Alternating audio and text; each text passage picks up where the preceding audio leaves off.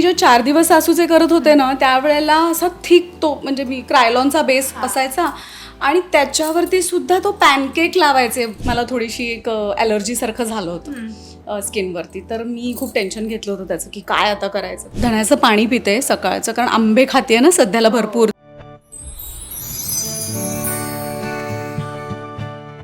Hi hello नमस्कार, मी तुझ्या हक्काची मैत्रीण साक्षी. आज आले लक्ष्मी निवासच्या सेटवरती आणि आत्ता माझ्यासोबत आहे पल्लवी ताई. सो आपण मालिकांमध्ये ताईचा लुक बघतोच, ट्रेडिशनलमध्ये एक सटल लुक असतो, बट तो लुक क्रिएट कसा होतो, तुझ्या मेकअप बॅगमध्ये काय काय ते आज आम्हाला जाणून घ्यायचं आहे. तू असं म्हणशील की मेकअप बॅग वगैरे असं काहीही नाही आहे. माझ्याकडे वॅनिटी, घरी 2 वॅनिटीज पडल्या आहेत, पण त्या इतक्या हेवी होतात ना, कारण माझी एक बास्केट, जेवणाचं पाणी, माझं अजून एक नॉर्मल बॅग असते ती, त्याच्यात मेकअपचं सामान आणि असं अजून एक कुठे वॅनिटी आता कॅरी करू, 3 बॅग्स. त्याच्यामुळे मग मी असं छोटे छोटे पाउचेसमध्ये, की जो एक पाऊच सेटवर नेता येईल आणि एका पाऊचमध्ये बेसिक जे बेस आणि बाकी सगळं लागतं ते, असं मी 2 पाउचेसमध्ये ते हे करून ठेवलेलं आहे. ओके, सो आपण सुरू करूया आता मेकअप बॅगमध्ये काय काय. येस, करूया सुरू.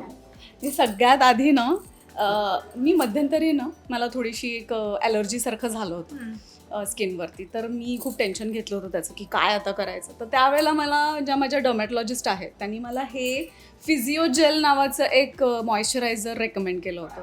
सो ते इतकं अमेझिंग आहे. थोडंसंच एक्सपेन्सिव्ह आहे, खूप असं एक्सपेन्सिव्ह पण नाही, काहीतरी 700 रुपयाचं का 800 रुपयाचं आहे ते. पण ते आणि पटकन संपतं सुद्धा, पण मला ते इतकं इफेक्टिव्ह वाटतं ना, त्यांनी चेहऱ्यावरती असा ग्लो येतो, तो टिकून राहतो, कारण ते असं वॉटर बेस्ड आहे, त्यामुळे ते ॲब्झॉर्ब होतं स्किनमध्ये. त्यामुळे असं आतल्या लेअरपर्यंत मॉइश्चरायझर असं गेल्यासारखं फील होतं ते, आणि ते लावल्यावर असं थंड पण वाटतं. तर हे मॉइश्चरायझर ना कोणीही वापरू शकतं. त्याच्यासाठी असं काही नाही की ॲलर्जीज झाल्या आहेत किंवा असं काही नाही. त्याच्यामुळे हे बेस्ट आहे, तुम्ही पण वापरा.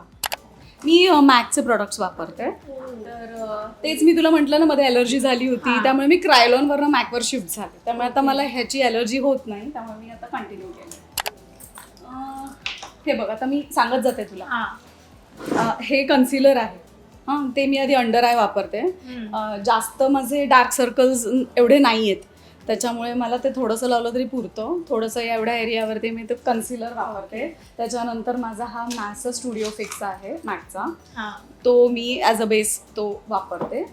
त्याच्यानंतर मग हे मी कॉन्टोर करते, थोडंसं नोज कटिंग आणि शार्प करण्यासाठी. आणि मग त्याच्यानंतर आपलं हे आहेच कॉम्पॅक्ट, जे पावडर बेस्ड कॉम्पॅक्ट असतं ते. नंतर मग त्याच्यावरती मी अप्लाय करते. ते झाल्यानंतर मग आय शॅडो वापरते, पण मॅक्सचं आय शॅडो आहे माझं, आणि हे इतकं पुरतं. किती वर्ष झाली ह्याला, ते संपतच नाही. म्हटलं आता मला नवीन घ्यायचं आहे, पण हे अजून तसंच्या तसं आहे. सो ते मी जास्त लावत नाही, मेकअप खूप कमी करते, त्याच्यामुळे माझं खूप वर्ष टिकतात माझे प्रॉडक्ट्स. तर हे लावते आय शॅडो. मग इकडे मेकअप दादा असतात, त्यांच्याकडनं मी लायनर वगैरे घेते, मी स्वतःच लावते. मस्कारा लावते, लिपस्टिक लावते, ब्लश ऑन करते, की झालं. इतक्या वर्षापासून तू मालिकांमध्ये वगैरे काम करतेस, मेकअपमध्ये पण खूप रिव्हॉल्युशन झालंय. सो पूर्वीचा मेकअप आणि आत्ताचा मेकअप तुला किती फरक? खूपच फरक. म्हणजे मी जो 4 दिवस सासूचे करत होते ना त्यावेळेला असा थिक तो म्हणजे मी क्रायलॉनचा बेस असायचा आणि त्याच्यावरती सुद्धा तो पॅनकेक लावायचे वॉश करण्यासाठी एक आधी, मग तो एक लेअर आणि मग पावडरचा लेअर. आणि आमचे ते नंदूदादा होते ना, त्यांनी मला मेकअप शिकवला ॲक्च्युली. आणि ते काय करायचं माहिती आहे, त्यांचं असं लिक्विड बेस, जसं आपलं हे आपला सॉलिड बेस असतो ना क्रायलॉनचा, तसंच ते लिपस्टिक घ्यायचे रेड कलरचे आणि ते इथे लावायचे आधी, मग त्याच्यावरून वॉश आणि मग पावडर. त्यामुळे ते ना ब्लश ऑन जे असायचं ना, पावडर बेस नसल्यामुळे ते राहायचं, अगदी शेवटपर्यंत टिकायचं. सो ती त्यांची वेगळी पद्धत होती. मी तसं खूप वर्ष केलं, पण आता हल्ली पावडर बेस असल्यामुळे डायरेक्ट करता येतं. पहिल्यासारखं आता नाही थोडंसं. आणि आता काय वॉश करतच नाही, तो फक्त स्टुडिओ फिक्स लावते आणि अगदी लाईट बेस असतो. आणि कॅरेक्टरनुसार पण मला आत्तापर्यंत साक्षीचा रोल म्हणजे कुलवधूमध्ये काय किंवा 4 दिवस सासूचं मध्ये थोडा तरी मेकअप होता, पण कुलवधूमध्ये, स्वराज्यरक्षक संभाजीमध्ये किंवा ह्या कॅरेक्टरसाठी पण असं खूप कमी बेस लागतो मला, कारण नॅचरल मेकअप जितका असतो तितका तो त्या कॅरेक्टरला म्हणजे न्याय देऊ शकतो असं मला वाटतं, की ते नॅचरल वाटतं, प्रेक्षकांपर्यंत ते पोहोचतं असं मला वाटतं. आणि तुमच्या मेकअपवरती पण खूप अवलंबून असतं. आणि जितका हेवी तुम्ही कराल ना तितकं ते मेकअप असा दिसतो. तर मला तेवढा मेकअप आवडत पण नाही आणि मुळात. तर असा माझा लाईट बेस मेकअपच असतो. ओके. आता एकंदरीत उन्हाळा एवढा उकाडा सुरू आहे, तर तुझं स्किन केअर रुटीन कसं चालू आहे? हायड्रेशनसाठी काय काय करते? मी धण्याचं पाणी पिते सकाळचं, कारण आंबे खाते ना सध्याला भरपूर, तर ते हीट बॉईल्स येऊ नये. मी लिटरली तुला सांगते रोज दिवसाला 2-2 आंबे तरी खातेच, पण तरी आत्तापर्यंत तरी टचवूड एकही पुळी आलेली नाही आहे खाल्ले पाहिजे, एकदा सीझनमध्ये येतो. ऑफकोर्स. पण तेच त्याच्यासाठी मनुक्याचं पाणी पिते, ते थंड असतं. आणि धण्याचं पाणी ते पण थंड असतं, त्याच्यामुळे 2 ग्लास पाणी तर तेच जातं पोटामध्ये माझ्या सकाळी सकाळी.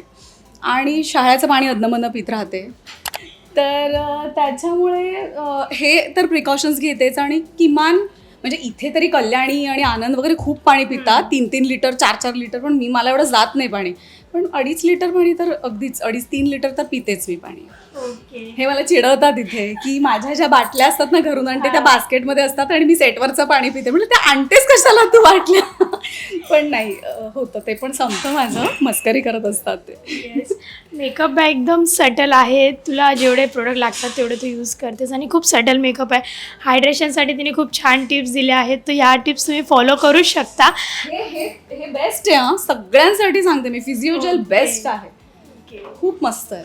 सो ह्या टिप्स तुम्ही फॉलो करू शकता आणि अशाच मेकअप बॅगच्या व्हिडिओसाठी मज्जा पिंकला फॉलो करायला विसरू नका. थँक्यू ताई. थँक्यू. Thank you so much.